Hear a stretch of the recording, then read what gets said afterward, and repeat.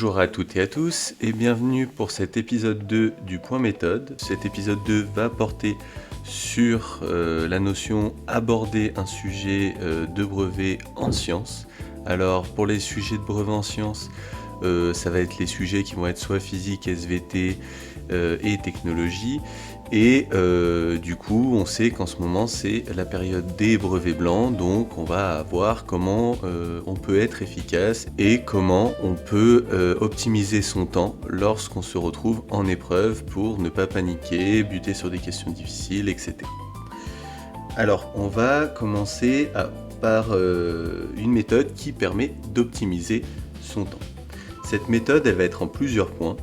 Le premier point, c'est déjà avant d'aborder les questions, de se jeter dans le sujet et de faire tout au fur et à mesure, ça va être de prendre un surligneur, de lire le sujet, alors ce que j'appelle en diagonale, on va évoquer ce que c'est un petit peu après, et dans un deuxième temps, du coup, de surligner les nombres, mots importants, mots scientifiques, mots de définition, des choses qu'on aura déjà vues pendant l'année, pour faciliter le repérage des données. Il faudra lire attentivement les questions en troisième point, repérer les questions dites rapides ou complexes, on évoquera juste après ce que veut dire rapide et complexe, et il faudra associer les questions aux éléments surlignés, c'est-à-dire que lorsqu'on va surligner nos mots importants, etc., on associera les questions pour repérer et optimiser les choses. En tout dernier, on réalise les questions et on tente toujours de produire une réponse et on expliquera pourquoi par la suite. Donc pour ce point méthode, je me suis basé sur un sujet de brevet qui a été posé en Asie en 2025 dans les collèges français. Première chose importante à noter, c'est que certains sujets comportent des annexes et donc il faut bien veiller à vérifier qu'on a le bon nombre de pages, enfin c'est même la première chose qu'on fait lorsqu'on obtient son sujet, que ce soit d'ailleurs dans n'importe quelle matière, ça peut aussi servir pour le bac ou pour d'autres épreuves qu'on peut avoir en général. Il faut regarder le nombre de pages totales qu'on a dans le sujet, bien compter les pages et bien vérifier si on a le bon nombre de pages. Donc ce nombre de pages, il se situe sur la page de garde le plus généralement, avec des annexes à rendre ou pas. On peut avoir des annexes qu'il faut compléter et joindre à la copie, ou alors des annexes présentes, mais souvent ces annexes sont présentes en dernière page de notre sujet. Donc là, sur le sujet de sciences en Asie 2025, on a les deux matières qui sont compilées dans le même sujet, et donc les pages vont de 1 à 7, donc on compte de 1 à 7 pour voir si on a bien tout ce qu'il nous faut. Alors, pour les deux premiers points, on va prendre un surligneur et lire le sujet en diagonale, et surligner bien sûr, mots importants, et les nombres, les données qu'on peut retrouver, qui vont pouvoir nous servir à répondre aux questions. Comment on fait et qu'est-ce que c'est lire en diagonale ? Alors, au lieu de lire l'ensemble du texte qui est souvent évoqué, là ce qu'on voit c'est le début du sujet de physique-chimie, on va parcourir très rapidement le texte, donc on voit bien que ça parle d'un voilier, etc., mais c'est pas sur ça qu'on va s'attarder. On va aller rapidement sur les choses qui attirent l'œil tout de suite, et quand ça attire l'œil tout de suite, on a indépendamment les uns des autres. Ces appareils fonctionnent indépendamment les uns des autres. On a aussi, par exemple, une batterie qui fait 12 volts, donc ça on va le surligner. C'est ce que je suis en train de faire en même temps que je vous parle de la lecture. Si on regarde la suite du sujet, on va avoir d'autres données importantes et d'autres choses évoquées telles que l'oxydation. À la suite de ça, on a du coup le symbole du cuivre qui nous est donné. On nous dit qu'il perd 2 électrons, ça pourra nous servir. Si on regarde rapidement, tout de suite on voit le grand en gras, donc on nous parle d'ion cuivre 2. Ça va nous évoquer quelque chose sur son nombre de charges qu'il porte, parce que je rappelle que les ions sont des particules chargées. On retrouve aussi l'ion ici. Et après, on regarde dans le petit paragraphe qui est en dessous, on voit qu'on parle d'une lampe, bon, on va pas s'attarder plus que ça là-dessus. Par contre, on voit bien puissance nominale 6 watts et tension nominale 12 volts. Sûrement des valeurs qui vont nous servir dans les prochains calculs. Et on voit assez vite, si on regarde un peu rapidement, que la question 5 parle de montrer par un calcul. D'ailleurs, elle parle aussi de valeur d'intensité et elle donne une valeur d'intensité. Si on regarde la suite du sujet, on est attiré par la tension 12 volts, la valeur de résistance qui est de 47 ohms, et aussi l'intensité mesurée dans le circuit qui est de 0,19 ampères. là c'est des questions, pas de données indiquées, donc on ne va pas surligner spécifiquement. On voit qu'on a un graphique avec encore la valeur de résistance à 47 ohms. Ensuite, là, cette fois-ci, on a des valeurs qui sont évoquées, et donc, du coup, on va nous demander la valeur d'une tension aux bornes de résistance, et on va nous demander aussi de parler du courant d'intensité de 0,19 A. On parle aussi de tension aux bornes de l'interrupteur après, donc peut-être que les deux questions n'évoqueront pas la même chose. Si on regarde rapidement en lisant en diagonale, on peut déjà apercevoir que les questions 8 et 9 vont être liées, mais pas spécifiquement par les mêmes tensions qui sont désignées. On évoque d'ailleurs que cette tension est nulle. Bon, si on passe à la suite, lire attentivement les questions et repérer les questions rapides et complexes. Alors, pour faciliter les choses, j'ai choisi deux petits pictogrammes que je vais placer avant les questions. Le petit pictogramme chronomètre qui va correspondre aux questions rapides et le petit pictogramme complexe qui va être avec une tortue, dans le sens où ces questions vont mettre un petit moment en plus à être traitées, puisque ça va être souvent des questions de calcul, de raisonnement complexe, etc. Donc si on reprend notre sujet avec les choses qu'on a surlignées, on lit la question 1 attentivement, préciser si les appareils récepteurs dans le voilier sont branchés en série ou en dérivation et justifier la réponse.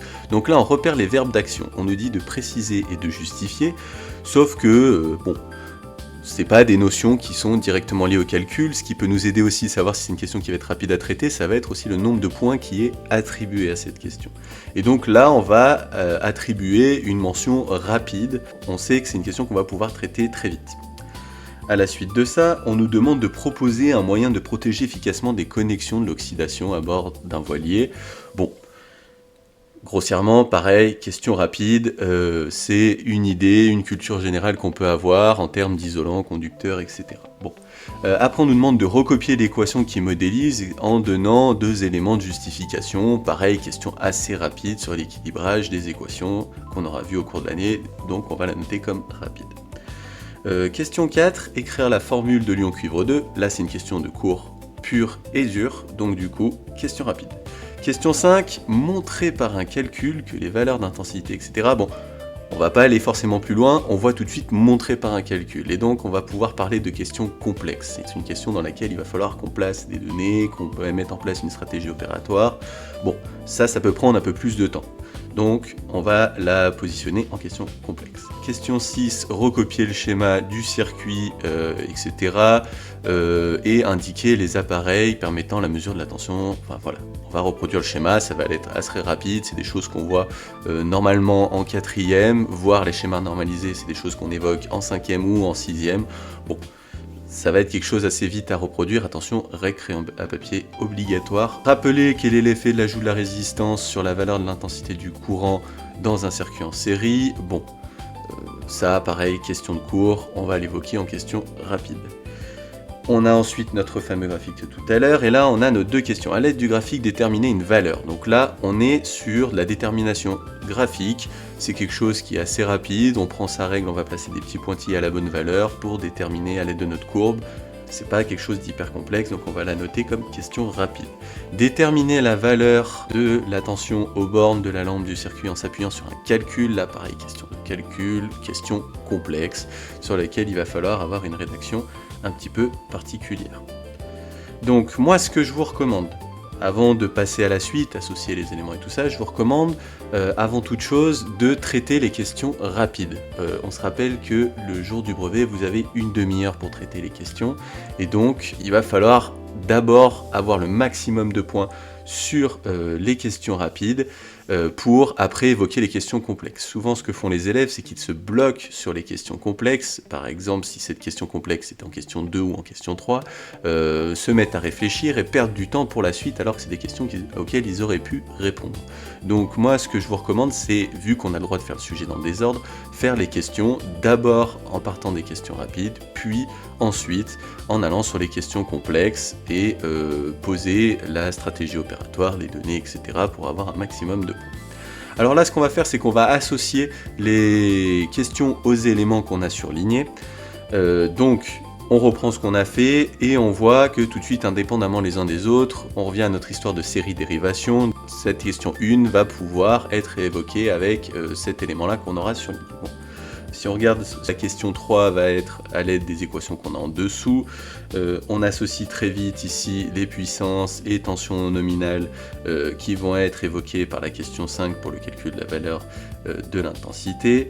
Et après, on a la partie schéma normalisé qui va être dans la question 6.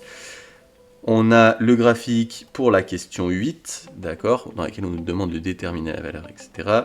Et du coup, pour la question 9, on revient à ce qu'il y a avant avec toutes les valeurs qui sont évoquées, qui vont pouvoir, à l'aide de différentes relations qu'on aura appris au cours de l'année, nous permettre de faire le calcul. Si on arrive à la partie réalisation de questions et toujours tenter une réponse. Alors moi ce que je vous recommande c'est bien de faire cette méthodologie dans cet ordre-là. Le but c'est que les 5 premiers points en vérité prennent une dizaine de minutes tout au plus.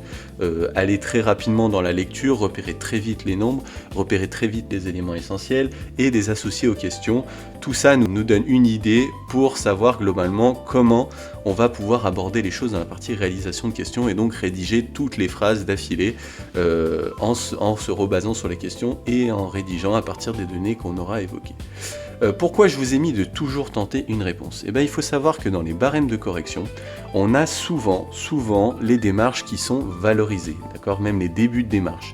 C'est-à-dire que si on écrit des données, si on commence à écrire une expression littérale, c'est-à-dire une formule telle que ρ est égal à m sur v par exemple, ou U est égal à R fois I, voilà, ces relations et ces formules-là, si vous évoquez la bonne formule avec l'expression littérale, donc avec les lettres, ou si vous commencez un début de calcul à l'aide de cette formule, tout ça sera toujours valorisé.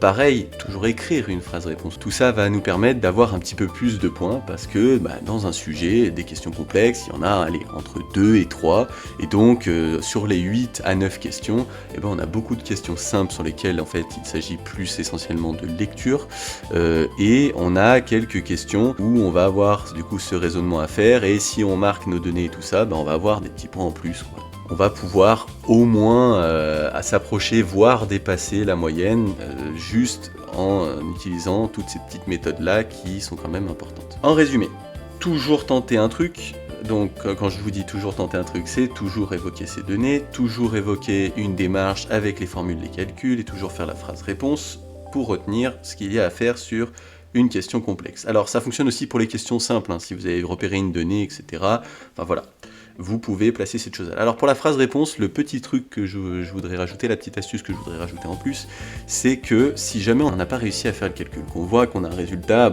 qui est sensiblement pas proche de ce qui est évoqué, on le met. On met que notre calcul n'a pas le bon résultat, d'accord, qu'il n'est pas cohérent. Donc en phrase réponse, on va dire notre résultat ne paraît pas cohérent, et donc voilà, ça nous fera une phrase réponse, et donc on aura les points de la phrase réponse. Alors, on en a donc fini pour ce point méthode épisode 2. J'espère qu'il vous aura aidé à mieux vous sentir avant vos épreuves, qui vous aura réduit un peu le stress. On réduit toujours la marge d'erreur quand on réduit le stress et qu'on est méthodique.